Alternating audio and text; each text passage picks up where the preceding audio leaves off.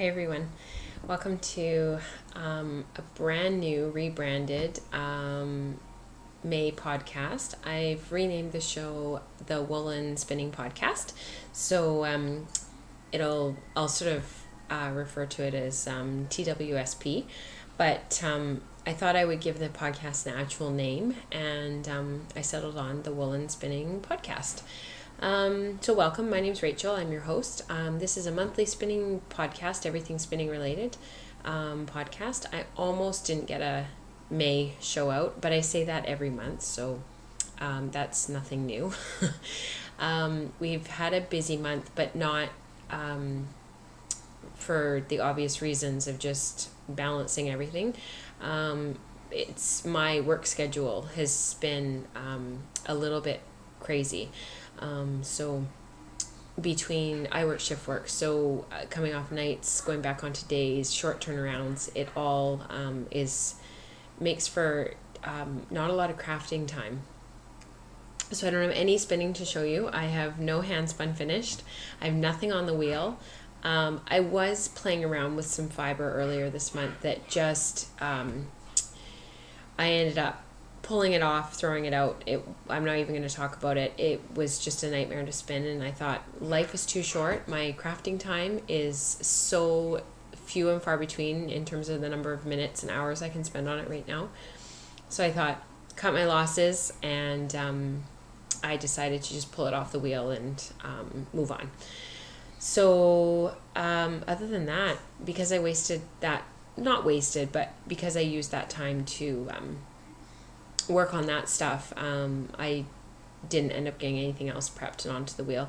I have some Three Waters Farm, I think it was the November Club. It's prepped and ready to spin it for a fractal, and I think I might, because it's already prepped, I think I might start working on that just to get something on the wheel that I can work on. I have a Lendrum, and I'm thinking about selling my Kromsky Minstrel. So I replaced my Kromsky with the Lendrum, but I am finding that I don't pull it out very much because with the dogs, we've got 2 golden retrievers and then 2 kids under 3. Everybody just gets into it. They love the fiber. They love to play around with what's on the wheel. They twist it and spin it, and it wrecks what's on the bobbin. So I'm actually thinking about getting a Hanson mini spinner. There are lots of people out there that have them. There's a lot of reviews on Ravelry about them. I actually met, of course his name escapes me now. I actually met him at Fibers West here in Vancouver back in March and had a really good chat with him. And I think just for where we're at in our life, if I want to spin, I need something that I can set on the counter and have like ready to go, plug it in, and be able to spin, because pulling out the actual physical wheel, because I don't ever not want to have a treadle wheel, but having to pull out the physical wheel is just not happening. And I don't get my spindle out very often. I'm going to talk about spindle spinning later in the show, because I find I don't really know why. I just don't. Drop spindling and spindle spinning is not my favorite thing to do, although I get yarn that I really like, so we'll see. So my name's Rachel. Like I said at the beginning of the show, you can find me on Ravelry and Instagram and Twitter as Welford Pearls. Up till now, the show has been called Welford Pearls Video Pearls, and like I said, the show is going to be rebranded as the Woolen Spinning Podcast. The reason for this is actually because I finally bit the bullet. I've been waffling about this for a really, really long time. I opened an Etsy shop between the last time I talked to you and now. So it's called the Woolen Spinning Shop, and it's on Etsy for now. So if you're interested in anything spinning related, which I'm going to talk about in just a sec, maybe head over there. I'm specializing in punies, which are punie style row legs. They look like this, and I'll talk about them later in the show. And I don't have them right here, but I am going to be making bats and mini bats for people who like to spin from bats and make art yarn, woolen yarn, Some people do spin worsted off of bats with good results, and generally your yarn has a bit of a tweedy look to it, which can be some of those yarns. They're just beautiful. Somebody I follow on Instagram, I can't remember her name, but I'll put it down below here. But she spun just a gorgeous yarn recently that was from an art yarn, like from an art bat, and spun it worsted. Oh, gorgeous results. So you can do lots of stuff with Rolegs, punies, poonie style Rolegs, and bats. So head over to the Woolen Spinning Shop on Etsy and you'll find some of my stuff there. So that's kind of big news, and that's sort of what's been going on in my world. I haven't been reading anything this month. When I have a chance to read, I've been reading fiction. But I did get my Ply magazine, the color issue. So I'm looking forward to delving into that. I kind of save these for night shifts at work. So this is actually an old issue. This is a back issue. It was actually issue number 2 from autumn of 2013. Because I did get some of the back issues, and they've been slowly being delivered as they've been publishing, what's that word when they reprinting, as they've been reprinting issues where there's demand for them. So that's how I got this issue. So I haven't looked at it yet, but it's on my list. For hand spun knitting, I did finish my Multnomah. I told you that I would finish it when I finished it. I finished it really quickly. This is it here. I haven't woven in the ends. Let me show you the right side instead of the wrong side. This is it. This is all the beads. I'm really happy with how it turned out. I've been wearing it like this. Mostly because that's how I wear shawls, but it's really heavy. It's got a really nice drape to it because of all the beads. It was really easy to block. I couldn't believe it. I have some photos coming up, and I'm hoping that I'll get that out on the blog within the week, and get that post written to talk a little bit about this project. In total, I had 910 beads on this, and there's a couple of times where I messed up the lace repeats and I ended up with 6 beads, so it's actually 912 because there's 2 places where I know there's 6 beads instead of 5. To string the beads, what I did was on the wrong side row. Multnomah is by Kate Ray. It's a Hello Knitty pattern. On the wrong side row of the final lace repeat between the yarn overs, I placed 5 beads, so it centered them on the feather and fan repeat. And I used the crochet hook method, there's a really good tutorial from Knit Picks for this method. So that's what I did. I just have to weave in the ends. So I'm just going to throw this on my dress form so that it gets it out of my way, because I have been trying to leave it flat to have it just hang and not get kinked and wrinkly and stuff, because I've been well, obviously I want to keep it nice. The dogs get into stuff. If I leave anything wool on the table, they'll come up and snatch it down, so I have to be really careful. So that's that. I'm going to grab my tablet here. I'm going really quickly because James is watching a little bit of TV. We were visiting with friends this morning, and it was lovely. It was really nice to chat with, to see my friend and her kids. But I don't know how long he's going to be okay for. He's exhausted, and that's always hard. So I'm moving quickly because I have something that I want to show you guys in the show. So this is my next hand spun project. I've already cast it on. This was published in Malabrigo book 4, and I don't have access to getting that book, and I'm not going to, because, so this is Cambrio by Stephen West. So I looked at the photos and I really liked it, but I knit the Solaris cardigan a while ago. I'll just pull it up here so you can compare.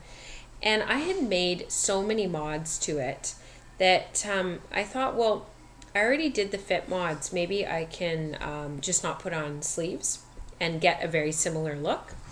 So that's what I'm going to do. So this was the Solaris cardigan, and I knit it in quite a bit, like very chunky yarn. This is a free Barocco download. And I'm knitting this, so with no sleeves, out of my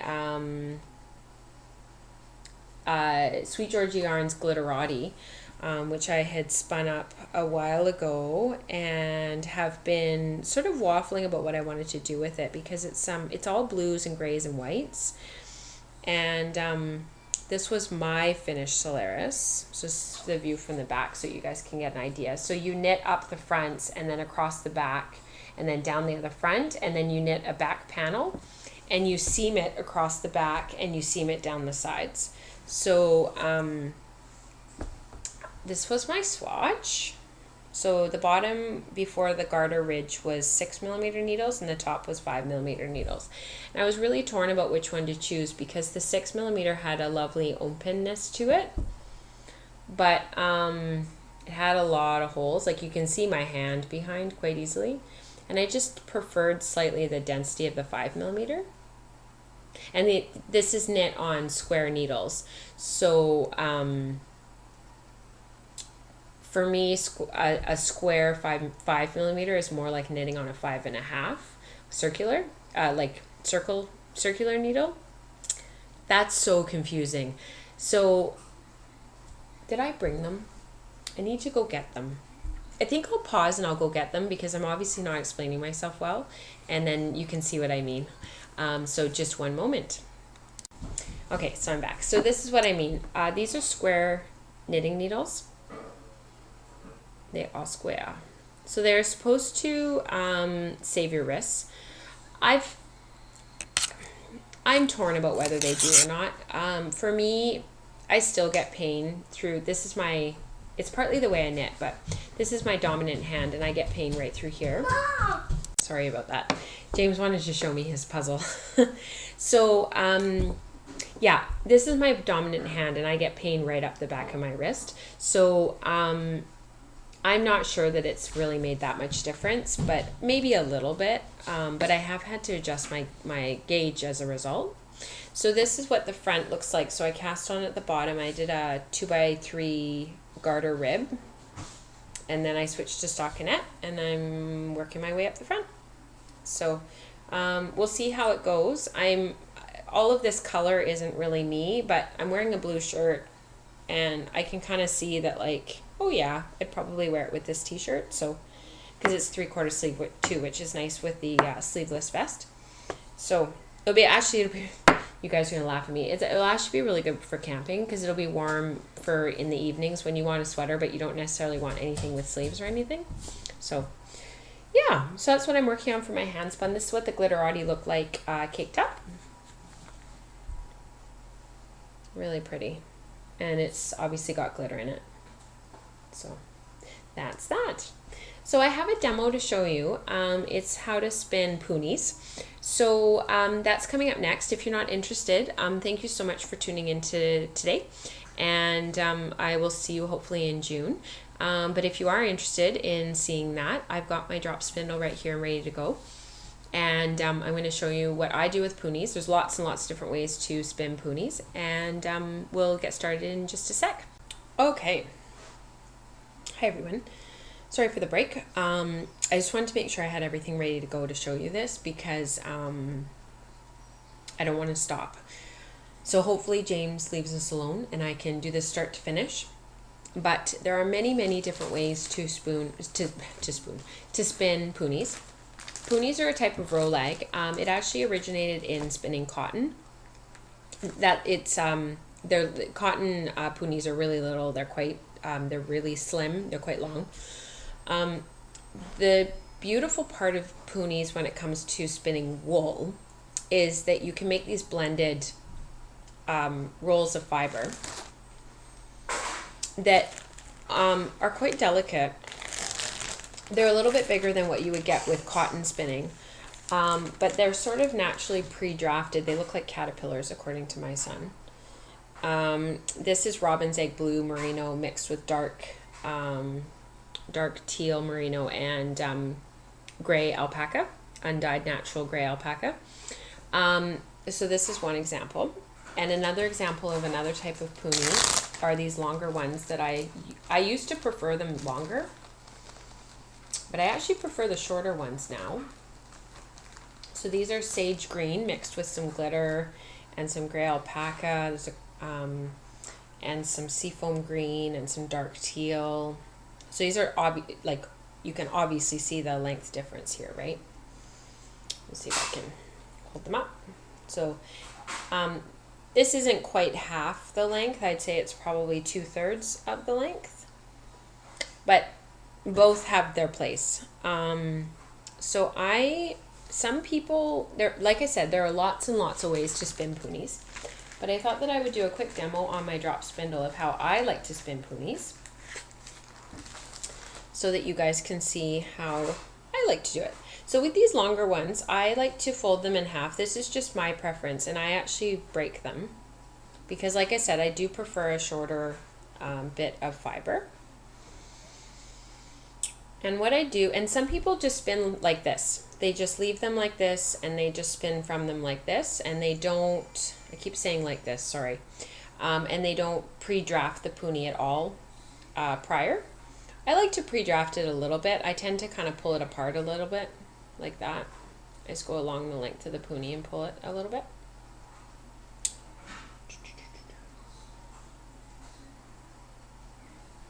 Not too much, because you don't want to have such a long pre-drafted thing that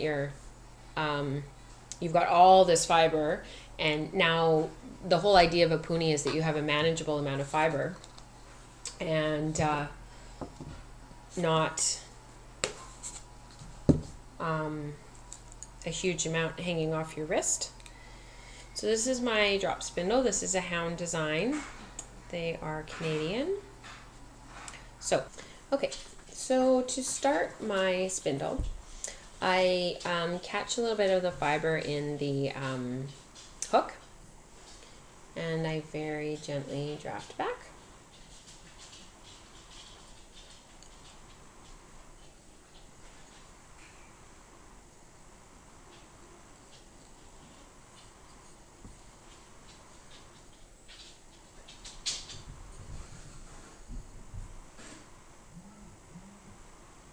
And I walk my hands up, and at the hook, I sort of, I want this little loop to remain.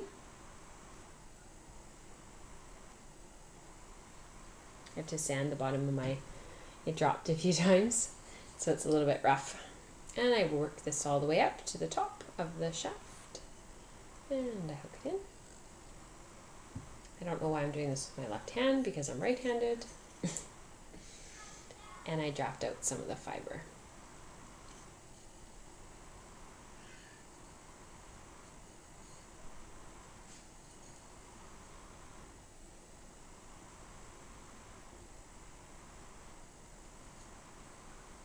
What I really like about drop spindling is you can control how much twist you put in. So a little bit more than on a wheel, I find. That's experience. But what I really like about the drop spindle is I can run my fingers up and down the yarn and feel what it feels like. And if I like what I feel, then I'll load it onto my spindle. And if I think it needs a little bit more, then I'll add a little bit more. And so on.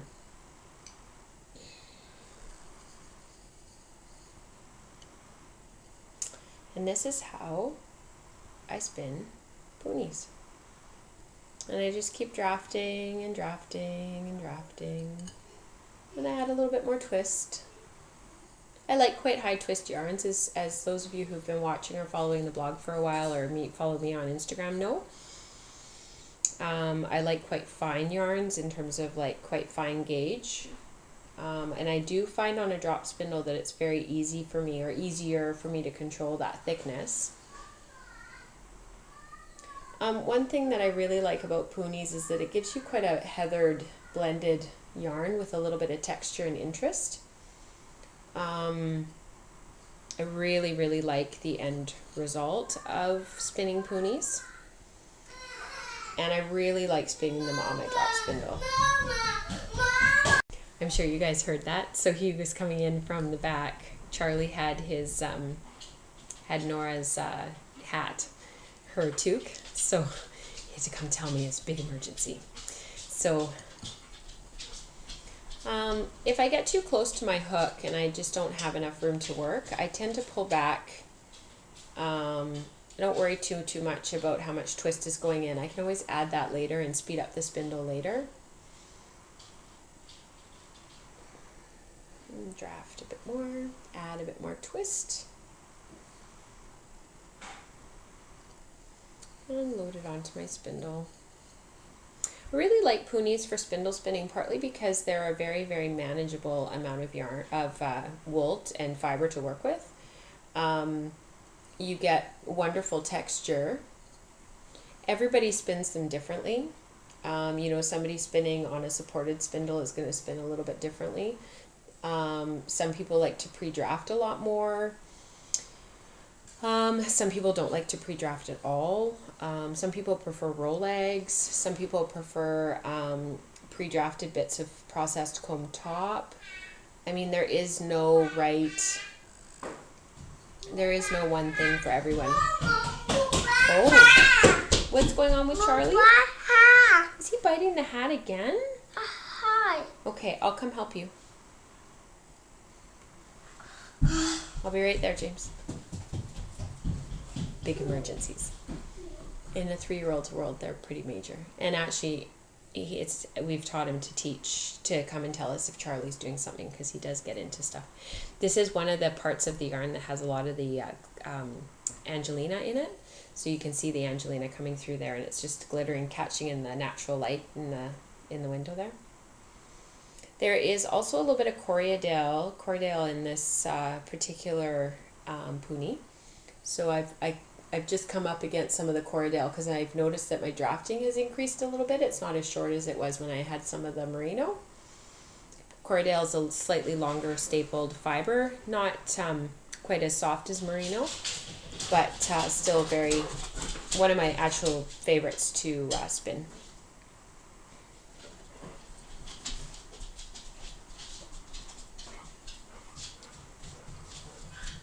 So that is spinning with a punie. I'm going to break the punie here. I've still got a little bit left, but I'm going to stop it because I want to bracelet ply this for you. So what I do for bracelet plying, some people call this Andean plying. I take the spindle and I wrap it around my middle finger and I just gently unload the spindle, wrapping it around. So it goes around my middle finger, down around my palm, around the back of my hand, up around my finger again. Sorry, that was out of the, this isn't an Andean plying tutorial, bracelet plying tutorial, so I'm not going to go into a lot of detail about it. I can do that for a show if anybody's interested in learning how to bracelet ply. And then you pop that loop of fiber that was up around your middle finger, you pop it off and hold it in your palm, and your point your finger and your thumb hold on to the end of the end of the fiber and the last bit that you finished with. I pop it through the ender again because I've still got that loop to work with.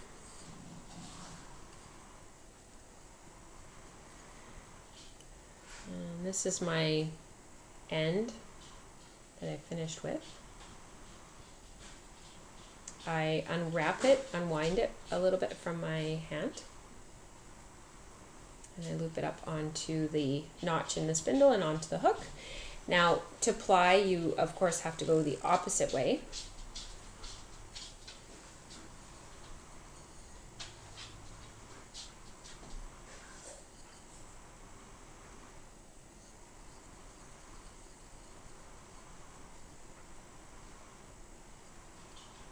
Where's my notch? There it is.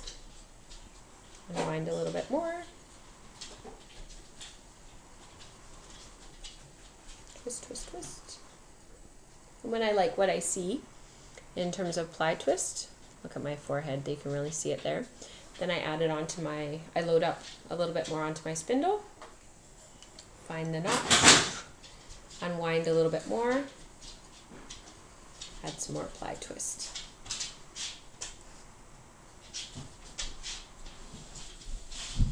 I have to admit, as soon as I start using my spindle, I really love it. I always forget how much I really actually quite enjoy using this tool.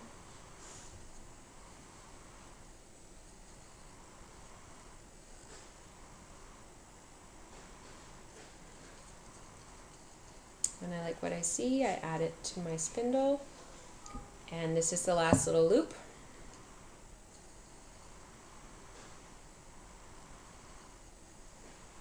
So this is a great way of sampling. It's just doing a little bit like this. Oh, I like what I see there. You see that there? So I'm going to pull it off, load it on, and then I have a little bit more ply twist to add just to the end here. So I'm going to let it go. I tend to hold my spindle like this. I kind of support it in the palm of my hand.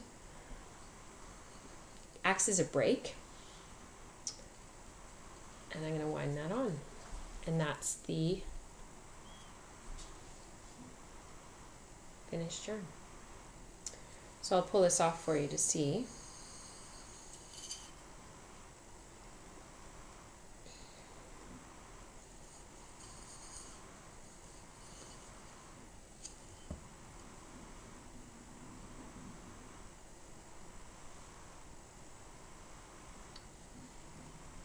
That's what it looks like.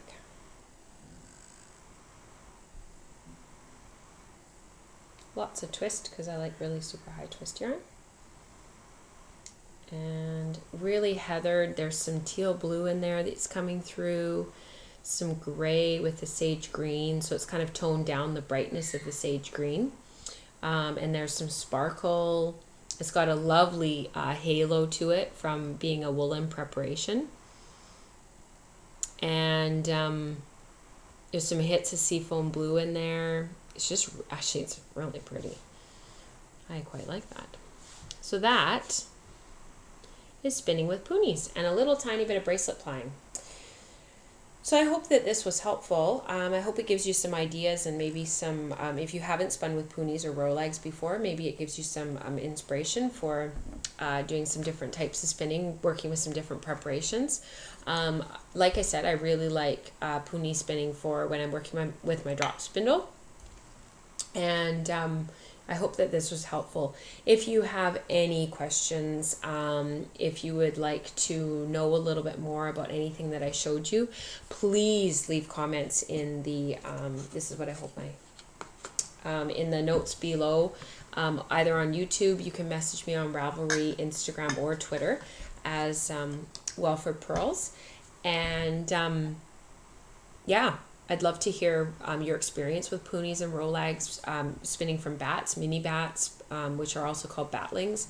What you like, what you not like. Let's have a conversation. Have a wonderful week. Did you get that from Nora? That's great. Thanks, James.